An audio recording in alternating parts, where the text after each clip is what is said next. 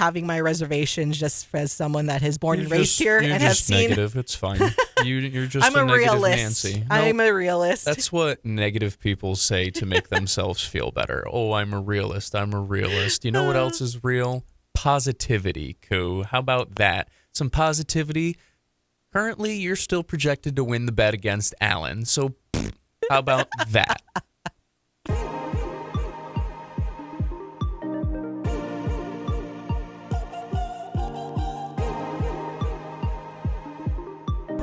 Good morning, beautiful people. It's Wake Up in the Den.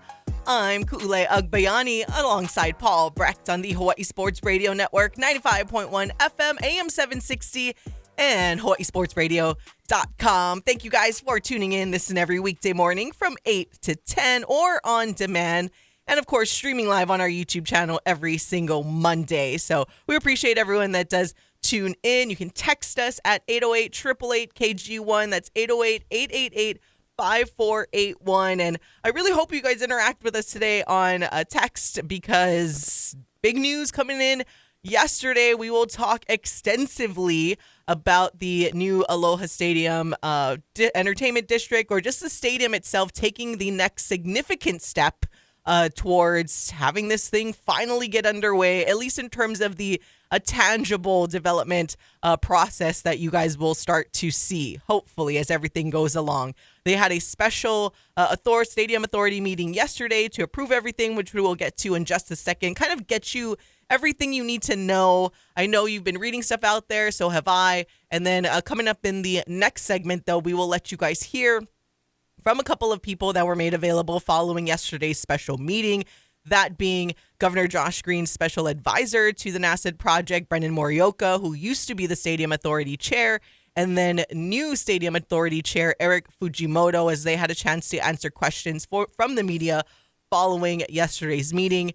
And then we will kind of get to Paul and mine's just overall takeaways now that it's been almost 24 hours since the news broke. So I was able to listen first to that media scrum that Michael was there to get us because he was at that meeting. Also looking at some of the different articles that have been published. I kind of referenced a little bit from Brian McGinnis of Spectrum Local News, some Civil Beat, Star Advertiser. So I just kind of, and then I'm looking at some of the comments online and like other texts that came in before to try to get the main takeaways and thoughts for everybody, because I know there's so many questions and there's so much information out there and things that people are still passionate about, as you should be, because this is something that especially, hey, our audience that listens to the show, kind of important topic for them when it comes to, of course, University of Hawaii football and just the community itself, right? Like not having a stadium venue where they can host these massive concerts. I mean, we just take it back to, I forget what year that was, when you had like Bruno Mars, and then you were starting to have all these other bigger concerts, like the Eagles that came into town as well. So all of these things people are so passionate about, not just UH football, but having a venue to go and take in some of these really big events and festivals and all of that stuff. So again, with looking at scouring online, listening to that media scrum, I'm sure there's stuff that I'm missing, but I think I have kind of consolidated the main notes for everybody. Again, before we let you guys hear from Brendan Morioka and Eric Fujimoto, at least you can kind of have an idea of what you're listening for, because a lot of this information comes from what they're going to say. So let's just start. With that being said, here we go. So yesterday, I guess it's almost like a story time situation. We're going to go to school today. Yesterday, they held a special Stadium Authority meeting, and that's something that we were talking about leading up to this week, with August 15th being the significant deadline to make sure that a contract was signed in order to stay on track, start demolition the end of August, and then demolition will take about 10 months, and then we can start seeing the new stadium be built. So that was done yesterday, but it's not necessarily everything that was signed.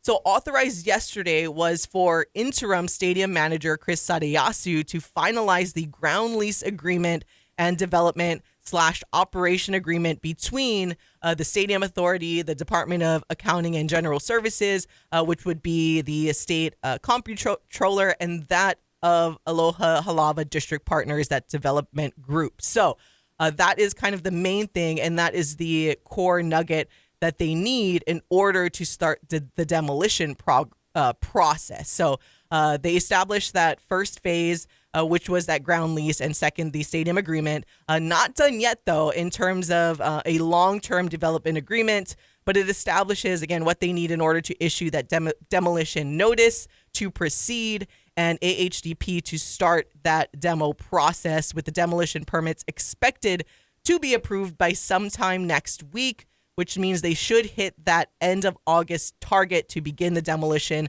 with that demo timeline, again, being 10 months. So end of next summer, we could potentially see, all right, the chunk of the stadium is down. Again, the plan is to use a lot of that cement infrastructure within the stadium so that they could save around $90 million, and then proceed to building the new stadium on top of that footprint. The date was a significant portion that a lot of people I know were kind of shocked about and a little bummed.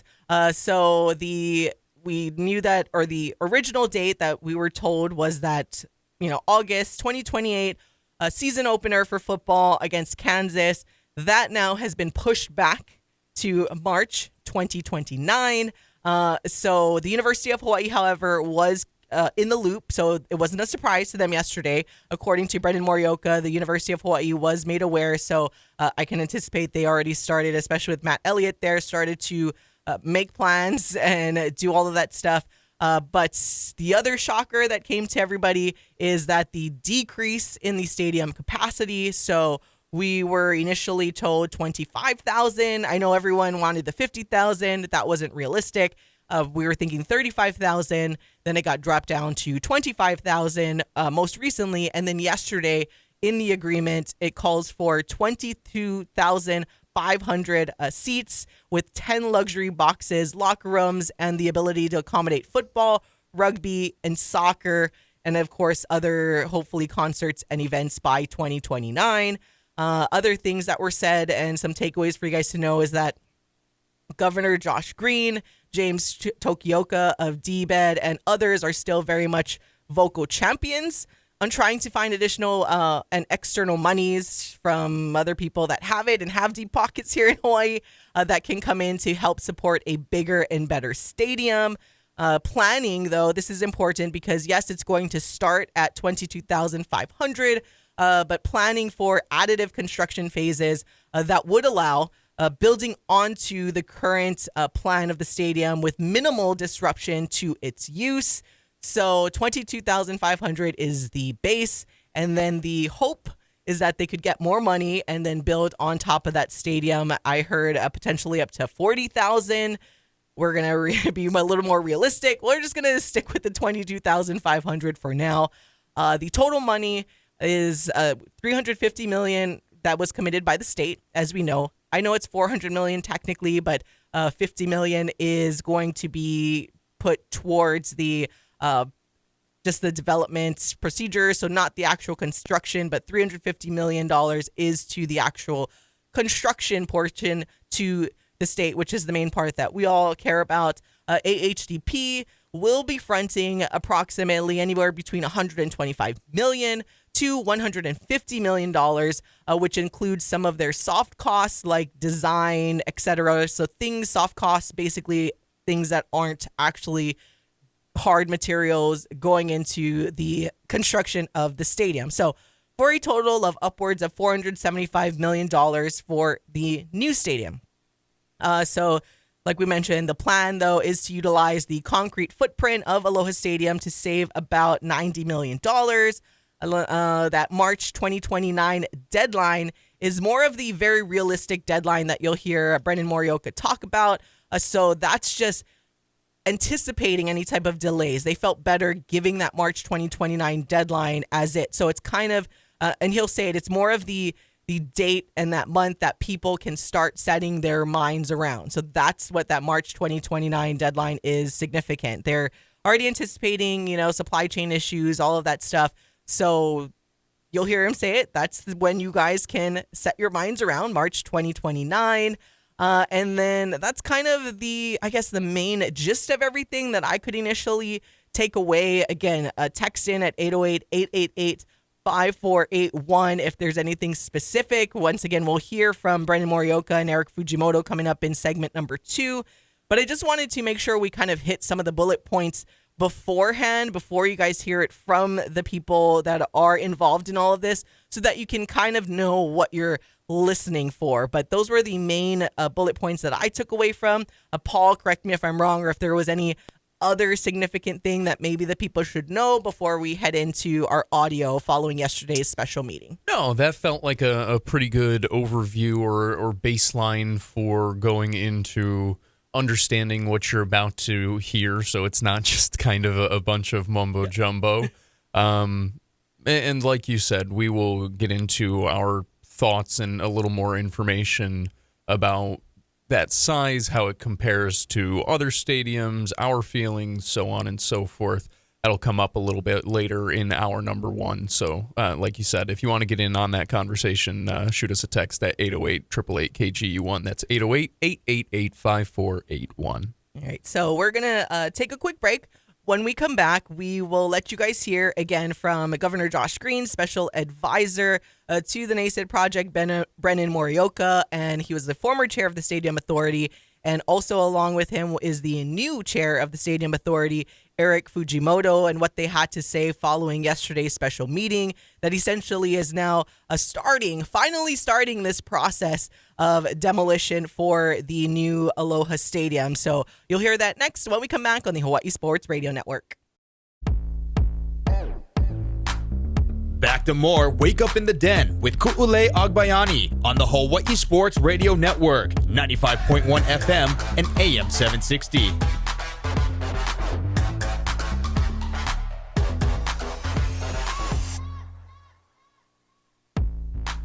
Ku'ulei Agbayani and Paul Brecht on the Hawaii Sports Radio Network, giving you all the information that we have been able to take in regarding the new Aloha Stadium development, as again they have officially set to finalize the ground lease and development/operation agreement between the Stadium Authority, the Department of Accounting and General Services, which is would be your state comptroller, and that of Aloha Halava District Partners. So it's just the beginning phase, but it is the important phase that had needed to be done for the demolition process, and there are still other agreements that need to be signed eventually. Once the demo is, they can demolish everything, demolish everything, and then kind of re-examine everything before they move on with signing additional agreements between the developers and the state and all of that stuff. So it's mainly the demolition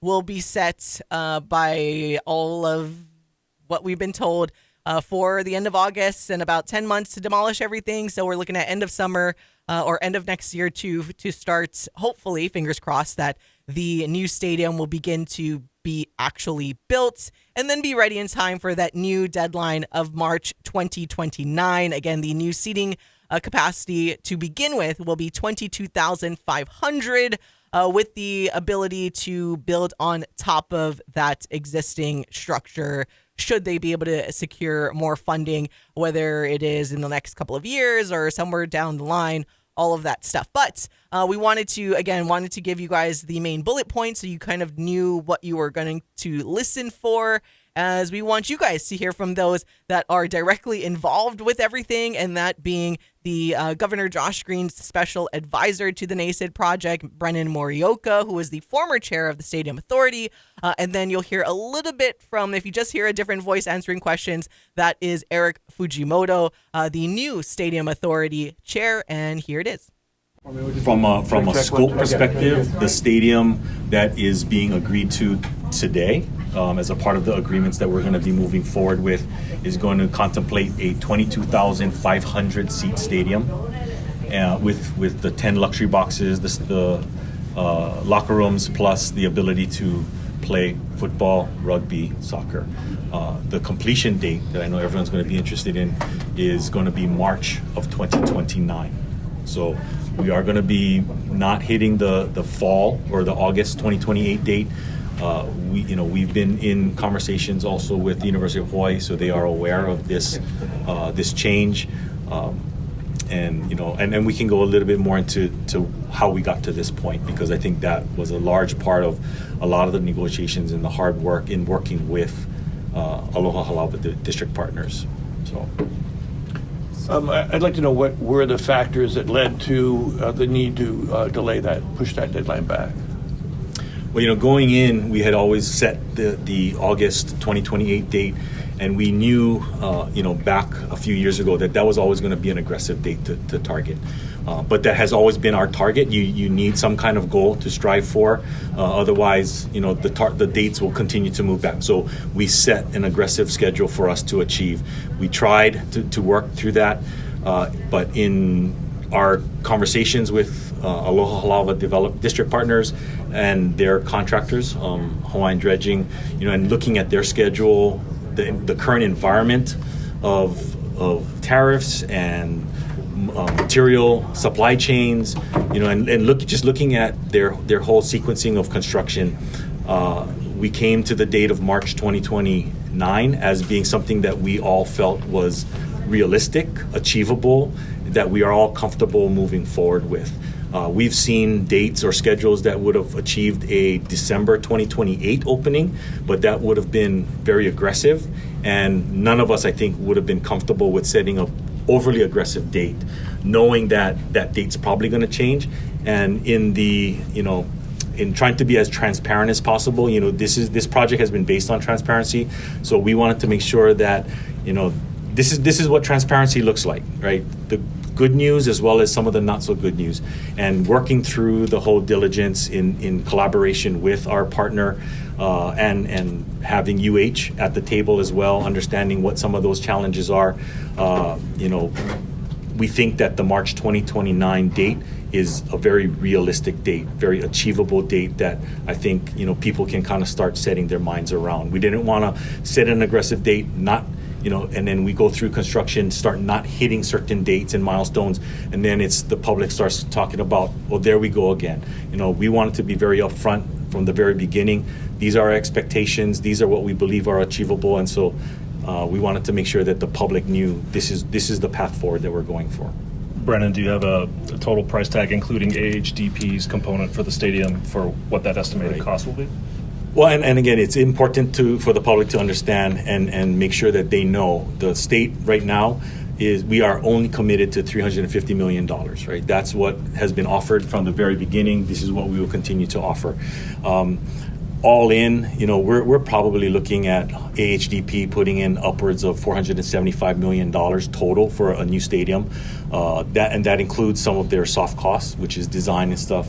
And so, not only is the state making a significant investment, but AHDP is making a significant investment in this stadium as well. I want to continue to point out too, though, that the governor, Jimmy Tokioka from DBET, and others are still very much the vocal champions on trying to find additional external monies that can come in to help support a bigger, better stadium. They continue to do that, and so working with Aloha Halawa district partners towards a additive type of construction, phase construction, where everything that might come in the future, even if it's near term or long term, is additive. They can just build onto the current stadium that they're going to be building, so that there's not as much disruption towards use of the stadium should we start adding on, which we do have a high level of confidence that we'll be able to do so in the future. When you envision what you have at March 2029, you mentioned the number of seats, the number of boxes, but also I know there's plans for extending a construction, a mall, or other construction out to the rail terminal. Also, the idea of restaurants along one side built into the stadium. Does it include any of those elements by March 2029? So it's more than just a stadium. Is that correct? Yeah, and right now we don't have a schedule on the development around the stadium. Right now, the only thing that we are contracting to is the delivery and opening of a stadium. Everything around it is really going to be market based, but I will say that it is to the stadium's advantage, so to AHDP's advantage, to start building some kind of retail or some kind of accommodation that causes activation around the stadium. So for them to be able to start construction on other forms of development and providing amenities, whether it's residential, hotel, commercial, retail, restaurants, whatever it is, that's going to be a very essential part to be completed either by the time the stadium's done or right after the stadium's done. So that's an important component of what we're working with AHDP on right now too. Can you provide some detail on the timeline going forward at this point? What is it going to look like? Good question. So, and we've always been talking about the critical path towards constructing the stadium is demolition of the current stadium. And so what actions Chair Fujimoto took today in getting approval to move on the stadium agreement and the initial ground lease was very important towards us being able to issue a demolition notice to proceed and allowing AHDP to start that process. And so the actions today allows AHDP to start the process. We do expect to have demolition permit approved by sometime next week. So we're again going to hit our target of issuing demolition NTP by the end of August. That keeps us on schedule. So that's what I would hope, that we can also take some time today and focus on our positive messaging, that we issued, we passed the resolutions necessary to start demolition. And I think just as a local guy, that lives in the Aiea Pro City area, to see demolition occur is just going to be huge psychologically for our community, to know that as we start building this community asset for the entire state, the first step was to proceed with demolition, and we accomplished that today as an authority. What still has to be agreed to between you and the developer? You're not done yet in terms of a long-term development agreement or anything like that. Progressive procurement, right? So that's kind of the discussion of a progressive procurement. And, we established the first phase, which was the ground lease on the stadium site. And then the second one was the stadium agreement. And then after that, we still need to understand more and understand, based upon what they're going to see as they do the demolition and so forth, the master development agreement, and then the reciprocal easement agreement along with the shared infrastructure agreement. Those are still to be signed. Those Correct. Additional agreements. Correct. Okay, that's what I wanted to get straight. But there's timelines on both of those too. Conversations have been very Yeah. positive in the room, between Stanford Carr and his team, along with the state's team. And currently it's just within, trying to put pen to paper to be able to dot the I's and cross the T's, which is proving verbose and voluminous. In terms of, I guess, immediately coming out of the room today, guys, does this go to like the state comptroller, for example, for his signature, or like what? That's a great clarification. So what we authorized today was for the interim stadium manager, right, to start and complete the negotiation and finalize that between the stadium authority, the Department of Accounting and General Services, which would be your state comptroller, and that of Aloha Lava District Partners. Forgive me if this is getting a little bit in the weeds, but I know that Stanford Carr is hoping for some kind of entitlements out of either the county or the state in terms of tax financing and so on. Is that something that you folks have to then go and help him lobby for, or what is he going to need from the government besides what you've already given him? Well, he's going to be looking for different methods of being able to finance the project, and there are various governmental ways or mechanisms to do that. And so we look at this as a collaboration, as a team and a partnership. And so if those are some of the things that AHDP is going to be looking for, if there is a role for the state to play in helping to assist in that or facilitating those conversations, that's what we're going to be doing. Because at the end of the day, if we are able to provide more additional funds coming into the project, whether it's for infrastructure or for the stadium directly, those are all benefits to the state of Hawaii, to the people. That's going to be ultimately the end users of all of these facilities, not just the stadium, but for the entire district. And just to get clear, you have a $350 million appropriation. he's going to find $175 million. You mentioned 475. They're financing. They are fronting all those costs on their own at this point. Obviously, he's going to want to find other sources of income, whether it's additional investors, whether it's additional sources of grants or some kind of financing mechanism. So that how he finances those aspects of the cost, that is up to AHDP to determine. But the state's exposure right now is just $350 million. And Eric, you're a finance guy, right? So how confident are you that he's going to be able to find all those pieces as the project moves out into its, post-stadium development phase?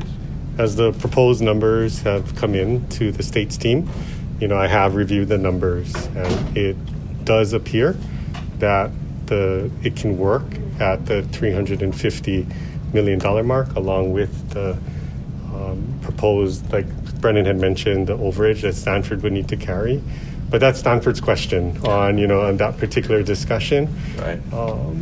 But I will argue that, as part of the development agreement, the fact that he has as much acreage as he has, right? He'll have over 70 acres to do what he does best. I would be pretty confident, but again, that's Stanford's question. And that's exciting to you, too. It's exciting to me, too, yes.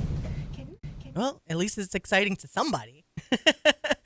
That was right there. You heard from Eric Fujimoto, the new Stadium Authority chair, and the other voice that you heard answering questions there was Brendan Morioka, the special advisor, Governor Josh Green's special advisor to the stadium project, and who was the former chair of the Stadium Authority. So that's what they had to say following yesterday's meeting. Again, the process has begun.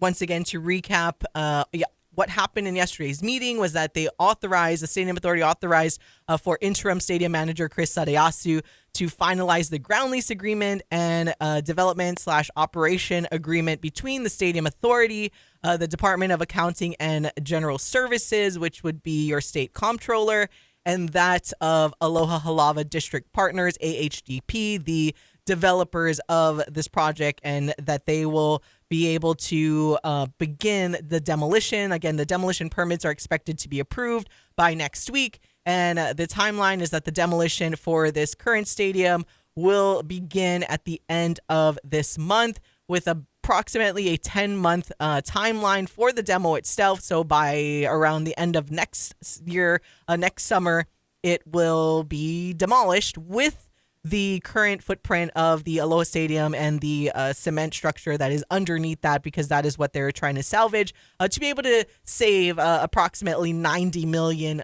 But in total, $470 million around will go into the new Aloha Stadium, $350 million from the state, and then about $125 to $150 million that will come, that AHDP will be putting into the project. And again, that $50 million because it's $400 million total from the state, but $50 million is supposed to go through other things like project management costs itself, not the actual build and tangible items for the construction of the stadium. So that's a little less than $500 million is pretty significant. I know 22,500 seating capacity is something a lot of people were passionate about.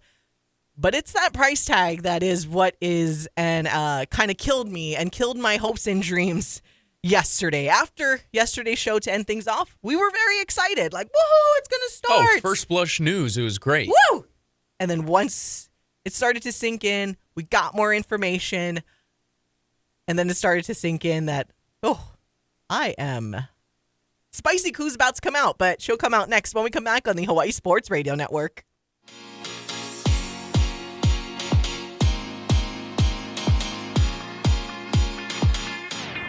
Back to more Wake Up in the Den with Ku'ulei Agbayani on the Hawaii Sports Radio Network, 95.1 FM and AM 760.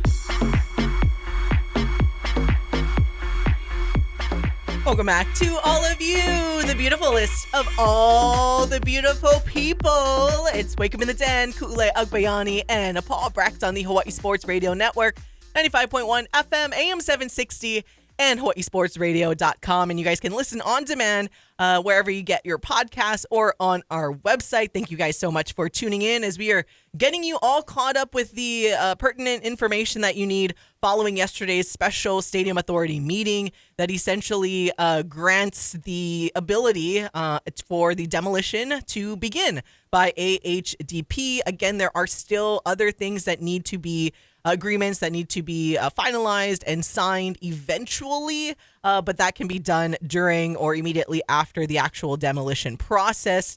So just things like the master development agreement, the reciprocal easements, along with the shared infrastructure agreement, all of those things that also tie into the development around the stadium itself, the new Aloha Stadium Entertainment District.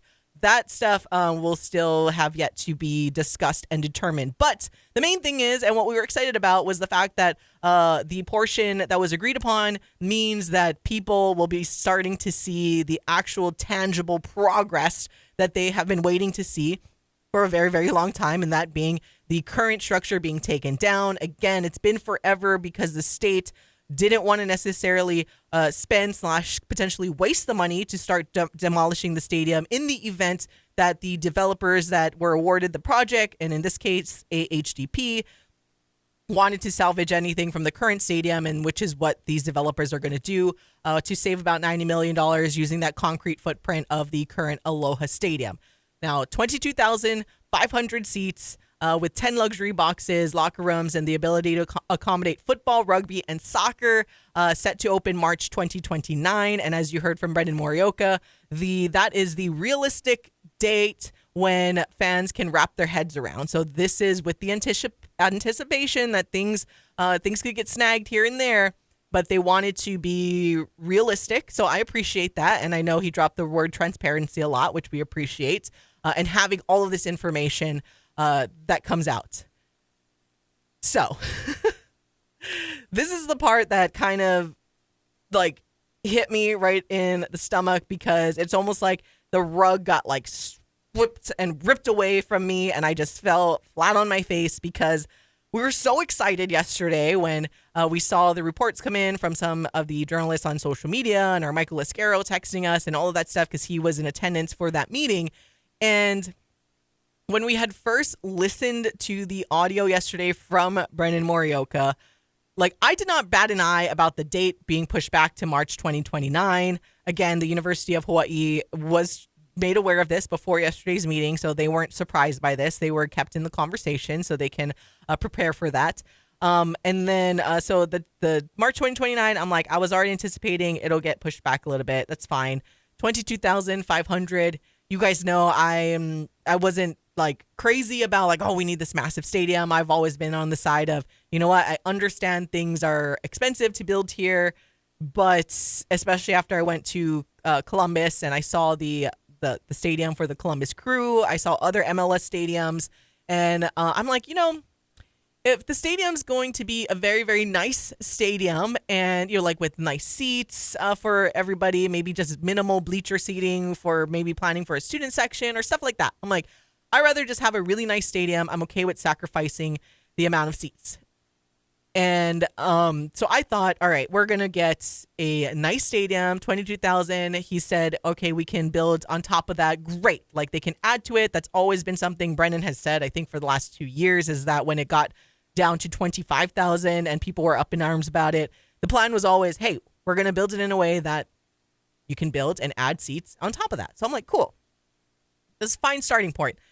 And then initially, right, Paul, we thought the way that Brendan Morioka had said it in there, but since then we got clarification, I thought that AHDP was going to essentially put in the $475 million, which would be in addition to the $350 million from the state. So I'm like, that is a good amount of money. We're about to get an awesome stadium. I'm like, 22,500, like that much money, like, yeah, like this is gonna be awesome. And kudos to AHDP. Like, thank you very much for wanting to invest that much. Like, you guys are rock stars. And so I thought we're looking at, you know, almost $800 million for this project.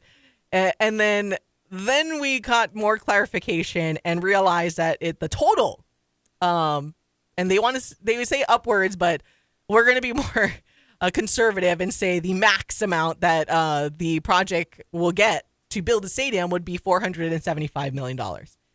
Now, I don't know about you guys, but that number, before I was able to really dive into any research stuff, I'm like, that is nothing. That will give us all bleacher seatings, some janky suites, like probably no roof covering at all whatsoever, and definitely not what we've seen in renderings, that's for sure. And I am just like, I was just taken aback because I always believed, and you guys heard me, I wasn't about like, hey, we need this massive stadium. I wanted a beautiful stadium for the fans that they deserve for waiting for this long, especially coming from like the experience at Aloha Stadium, which I think is glorious. Like, you know, I think it's a very well put together, a great stadium that fans were able to experience for so long. Less than 500 million, you guys, is not enough money in Hawaii, considering the political climate that it is right now and supply chain issues, tariffs that we don't know is going to happen day to day. That is not a lot of money. And just to go back, and Michael was able to dig this up. This was an article from the beginning of this year via KHON2, in which the Governor Josh Green, had said, quote, we have $400 million. Again, the amount of money we knew. Honestly, we'd do better to have somewhere between $600 and $800 million at least to build a beautiful stadium that has a roof that can bring extra concerts and can potentially bring extra Olympic trials and so on.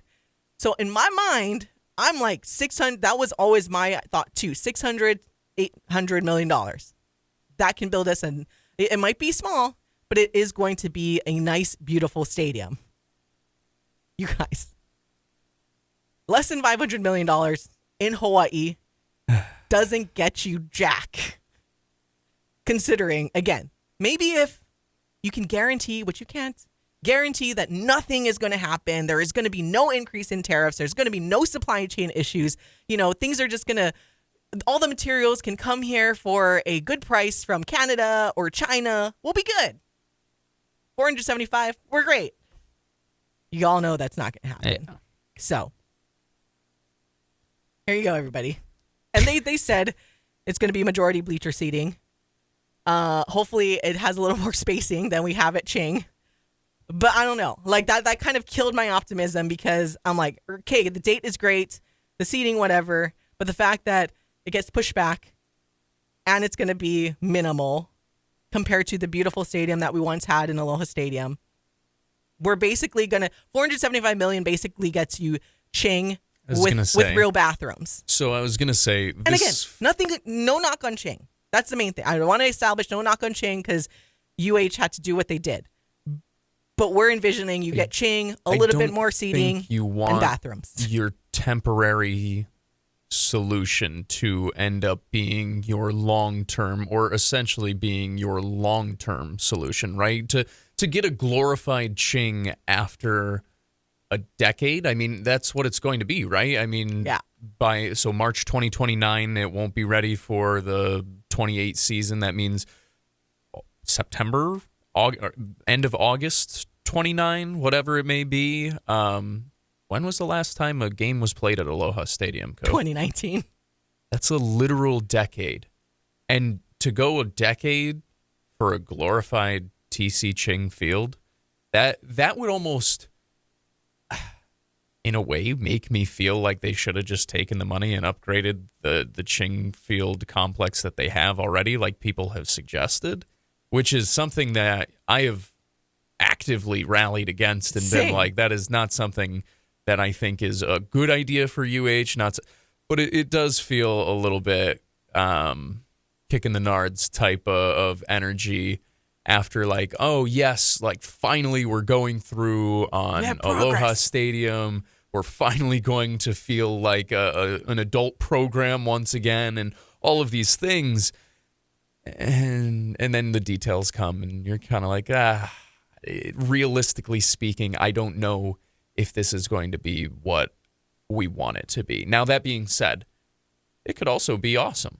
There could be somebody who comes in and gives a wonderful $300 million gift to the University of Hawaii, like Kansas got. I doubt it. That would be pretty. But that would be pretty awesome, Just in general, I don't know. I want the stadium for the state. I want the stadium for the program. I want soccer to be able to play games at Aloha Stadium. I want all of the atmosphere and electricity that comes with having a actual home stadium. But also it does feel a little lackluster after you look into the finances a little bit more when you project out what it takes to get things here in Hawaii, what it takes monetarily to build things. It certainly dilutes the excitement a little bit, at least for me, I would say. Oh, yeah. And 100% everyone knows. I just went on that diatribe for me as well. Now, Brendan Morioka did kind of paint a picture of what fans can realistically expect on what the stadium is going to look like. He made the comparison to Canvas Stadium, which is the home of Colorado State. Is kind of, if you guys want to look that up, that is kind of what the thought process is. I know yesterday on my social media, I shared the information regarding the, again, Columbus Crew Stadium, because I always share that because when I saw it, I'm like, you know what? I would be okay with this. That stadium is like 20,000. Obviously, if you add a couple more thousand and mostly bleacher seating, and that's our Aloha Stadium, it's cool. It has a district around it that's being built as well. I'm like, you know what? This feels like fans can, like, I think they'll come around to it if it's this nice. There's almost entirely covered over the seating, the roof, not like a dome or anything, but like the seating area is covered. So away from the elements and the rain and the sun, depending on where the sun is. That one, obviously it's easy, or it's way cheaper to build stuff in Ohio. So that one, 20,000 capacity, but beautiful stadium, $314 million in 2021. That would be probably double here in Hawaii. So again, this is the thought process. Like, hey, if we have $600 million, we can build this stadium in Hawaii. Cool. It would be nice. And then I was like, all right, California, San Diego State Snapdragon, where a lot of football fans have been to, 35,000 seat capacity, $310 million in 2022. And again, California, you don't necessarily always have to ship materials there, even though a cost of living per se is as expensive as Hawaii, but at least getting goods, construction goods to California isn't as expensive as Hawaii. So that's $310 million, 35,000 capacity for Snapdragon. And if you've been there, no covering whatsoever in that whole place. People were having like heat strokes when UH played there a couple years ago. And it was very unfortunate. And, Brendan Morioka has said, all right, Canvas Stadium, Colorado State Stadium is a little more realistic. That one, seating capacity is, 36,500. So much bigger stadium. Majority of it is bleacher seating. This one doesn't even have covering either. And there are a big set of luxury boxes and the media room and everything. So from a suite level to a media standpoint, it looks pretty cool. But from a everyday fan standpoint and not having any covering, well, it's kind of difficult in Hawaii with some of the heat and the rain that, again, Aloha Stadium had at least a little bit. You could go up to like the orange section or the brown and stuff and you'd be covered.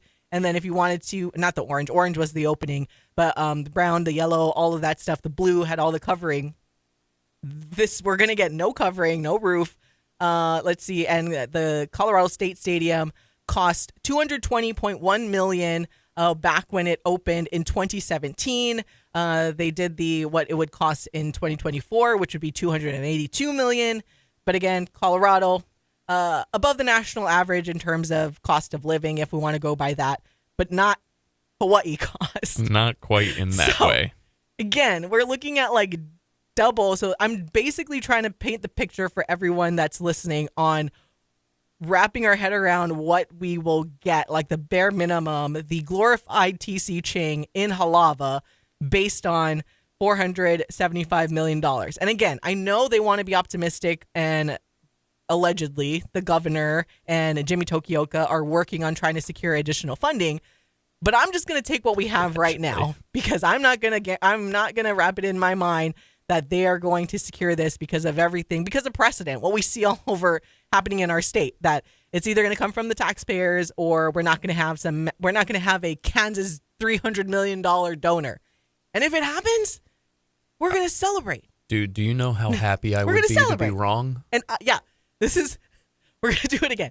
Please, Governor Josh Green and the powers that be. Make me look dumb. Make me wrong in the future. Make me wrong. But I'm going with the $475 million, and even that's being a little optimistic. And we're going to get glorified Ching and Halava. Anyways, got to take a break. We'll be right back on the Hawaii Sports Radio Network.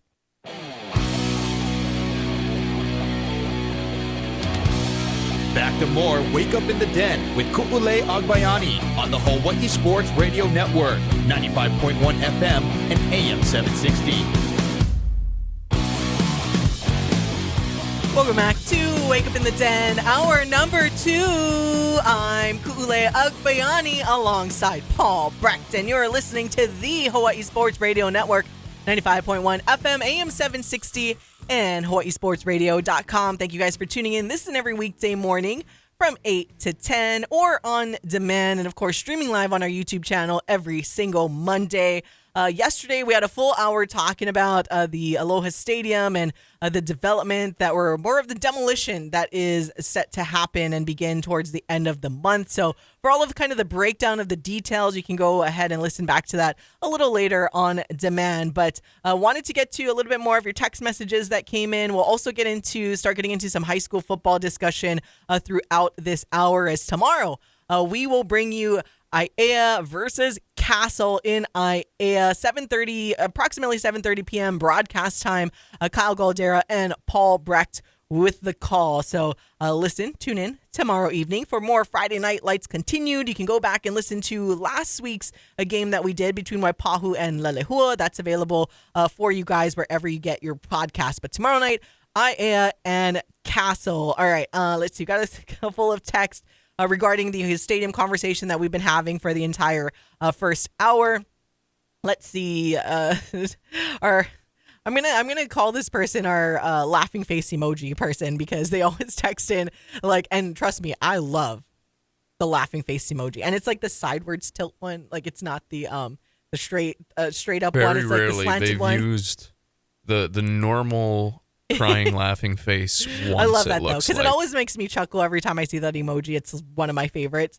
Anybody who smiles, we're fans of. Yeah, I'm a big fan of it. Keep the emojis coming. Absolutely. I love it. So they texted in because we were talking about, just not being satisfied with the stadium.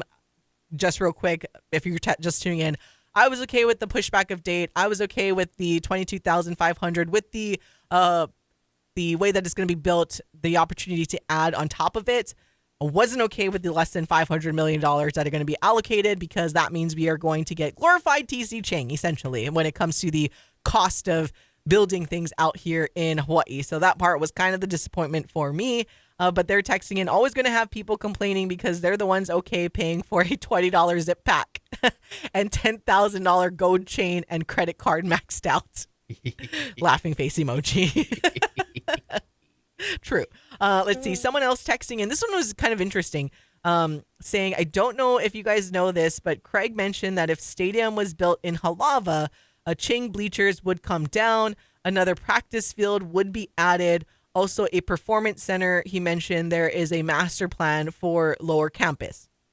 So, yes, I was aware that there was a master plan. I was aware that there was actually a contingency plan, or a potential to keep, if Hawaii or the UH had to continue to keep the football team there. Obviously, we know now with this new plan for the stadium, they're going to have to remain there for the 2028 season.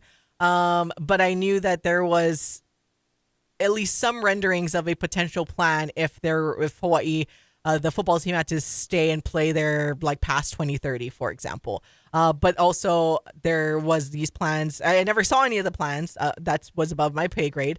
But yes, in passing conversations, there were other tentative plans in place for potentially, like this texter said, a performance center and other master plans for lower campus. I can imagine there is still, or Matt Elliott will work on his own master plan for lower campus, because I know that is, I don't know if it's on Matt Elliott's wish list. I'm sure we can ask him about it the next time we talk story with him. But performance centers are kind of a big deal in college athletics these days. So I can imagine that is something that something that they are maybe wanting to have on campus one day. But I know that's a big deal. I know it's been talked about having something even for baseball in the baseball stadium. There's a bunch of stuff. But now with the new changeover in leadership, we will see. So far, Matt Elliott, though, has done kind of major progress in terms of getting the charter flights for the football team. And then, of course, this week, having the... Was it this week? Or was it last week already? I think it was last I'm losing track. week. Feels like last week. It does, but at the same time, I think it it feels was like last this week. Okay. We've had too much like other news this week. Bam, bam. Because we had Spectrum earlier in the week, and we had No, I was talking about Spectrum was this week. Yeah, Okay. we had Spectrum Okay. earlier in the week, and we had something else. Well, And we had the charter flights was last week. Yeah, Spectrum charter. was this week. What I'm saying, Okay. we had Spectrum, and we have now this stadium Yeah. this week, and we had charter flights. I think it was last week. Okay. I was like, we're just rocking and rolling. I was like with Matt Elliott, like checking things off. So that's why I'm like, what's it? That's why it feels like with the stadium stuff, the Spectrum UH stuff seems so long ago. But I'm like, oh wait, no, that was this week. So okay. So doing that and hopefully more things. I do want to go back though to that. Now that they mentioned Craig, that's something else we have to ask Matt. Does this affect that game against Kansas though for that August 2028 that was supposed to be in the new stadium?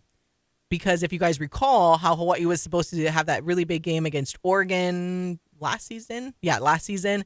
And then Oregon paid Hawaii like $1 million or something to get out of that game because it just didn't make financial sense because of the small capacity that is in Ching, right? Like the portion of the ticket sales and all that stuff. It just didn't make financial sense for Oregon to come out here when they couldn't get a bigger allotment of tickets to sell for their fans, all of that stuff. So they pulled out, but paid Hawaii that amount of money. Now I'm curious if that's the same, if that's going to be the same issue with Kansas, because yes, they're known for being a basketball team, a men's basketball powerhouse, but their football program has kind of been on the rise, right? Like their football program has been doing really well, and they, by all accounts, don't seem like they're going to slow down after getting $300 million. I would assume not, personally, if I had to guess. So is that going to be a issue? Like that's going to be on the Matt Elliott question list. I would assume. Like, right? Well, because is it going to be the same as Oregon, where they could potentially pull out of that game and maybe pay Hawaii because like now I would assume so. They would have to play in the 15,000 seat smaller. I'm sure the makeshift locker room that Kansas would get and all the away teams get isn't exactly what they are used to getting. So would it make sense to still come out here, and will that affect that opener for August 2028, knowing that the new stadium is not big enough and could potentially, I got to go look at all of this. Now this is all on a list of things to potentially ask Matt Elliott in the future. And I'm sure they don't have an answer right away. There's other things they're working on. But I think it's a fair question to start to think about if that opener, August 26, 2028, against Kansas could be affected because they would be playing in the smaller stadium, which I'm assuming when scheduling this, they anticipated to be playing in the new stadium. Yeah, a good text from our Michael Liscaro regarding it. A decent idea at the very least. They might be able to flip the agreement because it's a home and home deal where they come here in 2032 and we can maybe flip it around. That could be a potential workaround for this where you don't have to cancel it. I don't know how much of that $300 million gift they're looking to give away in the near future. No, but that would seem like a good way to go about it. You still get your game against a strong opponent if you are Hawaii, and you still get to have a trip out to Hawaii at some point if you are the Kansas program, even if it isn't when you thought it was going to be. Is 22,500 even?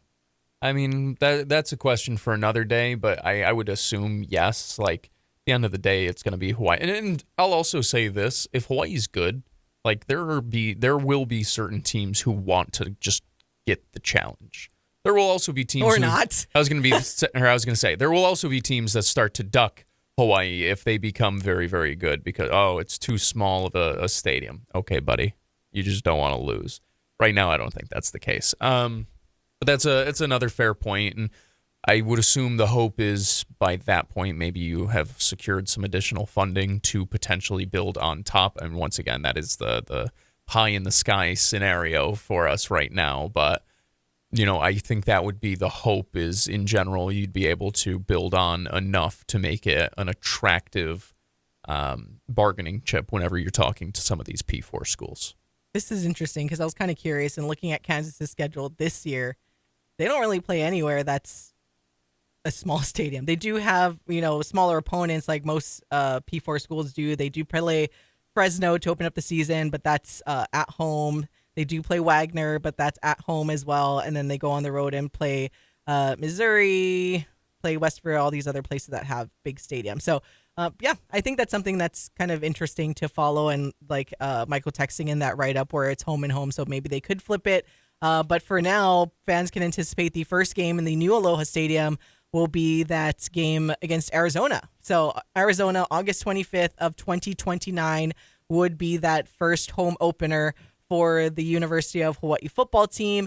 I remember in the past, Brendan Morioka saying that they wanted to make sure the stadium was open before the football season so they could kind of have a test run of events. So I think that March 2029 deadline is kind of really good for that entire plan where they hopefully can host other events in there leading up to the first, what would likely be the first massive event for the public with the football opener against Arizona in that 2029 year. But we'll see. I'm trying, you guys. I'm trying so hard to just remain really optimistic for all of this, but I am just killed by the fact that less than $500 million is going to be for sure put towards this new stadium without the hope that more money will come in, but it is not the guaranteed amount. Let's see, a texter coming in. Let's see, according to Morioka, let's see, expansion already on Stanford Carr's plan without any disruption to exist stadium events based on but see, again, that's what we were talking about in the first hour is that is based on the funding of if they come in. If that is not guaranteed. Right now, the only money that's guaranteed that is coming in is the $350 million from the state and about $125 to $150 million that AHDP is going to put into the stadium. So for around $475 million, that part is guaranteed money. But there's only so much that you can put into Hopium, especially here in the state of Hawaii, when we hope that the rail would have been done by now. And we hope that the rail, and they told us that the rail was going to go all the way to Ala Moana, and it's not. So I know there's different groups, and this is entirely different, but like the sentiment remains the same that, hey, we're told this. We are being told that the governor and Jimmy Tokioka is working on securing additional funding, that maybe AHDP will secure additional funding. But right now, that money does not exist. And I'm going to go by the $475 million. And for $475 million, that's it. And I appreciate your text. And again, that's the number I heard. They want to be optimistic on their end, and that's fine. That the stadium is being built for the thought that they can expand without disrupting events. That's something he said in the media availability that we heard with Brendan Morioka in hour number 1. But the truth of the matter is $475 million is the cash at hand right now to go to the stadium. So I appreciate if everybody else wants to be optimistic. I am just having my reservations just as someone that has born and raised here and has seen. Negative. It's fine. You're just I'm a negative realist. Nancy. No, I'm a realist. That's what negative people say to make themselves feel better. Oh, I'm a realist. I'm a realist. You know what else is real? Positivity, Koo. How about that? Some positivity. Currently, you're still projected to win the bet against Allen. So, how about that? That's dampered by our janky stadium. Yeah, but you laughed, so I win. We also, another texter coming on in Kansas versus UH neutral site game in Vegas. Good luck, Circus Tsunami. I know you always love to suggest a nice neutral site game in Vegas for UH, and I know a lot of UH people, or let me rephrase, a lot of Hawaii people would also love a game out in Vegas. Either way. I think our friend in the desert is pushing for that neutral site game. I don't know how many times he's texting in.